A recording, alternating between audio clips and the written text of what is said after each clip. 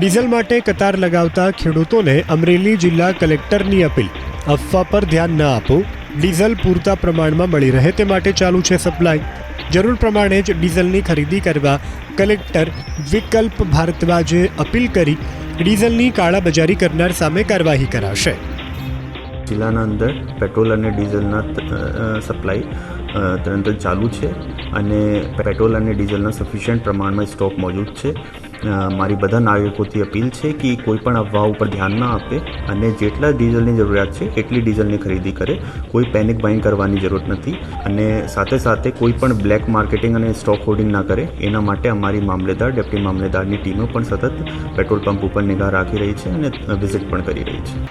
Diesel માટે કતાર લગાવતા ખેડૂતોને અમરેલી જિલ્લા કલેક્ટરની અપીલ. અફવા પર ધ્યાન ન આપો. ડીઝલ પૂરતા પ્રમાણમાં મળી રહે તે માટે ચાલુ છે સપ્લાય. જરૂર પ્રમાણે જ ડીઝલની ખરીદી કરવા કલેક્ટર વિકલ્પ ભારદ્વાજે અપીલ કરી ડીઝલની કાળાબજારી કરનાર સામે કાર્યવાહી કરાશે.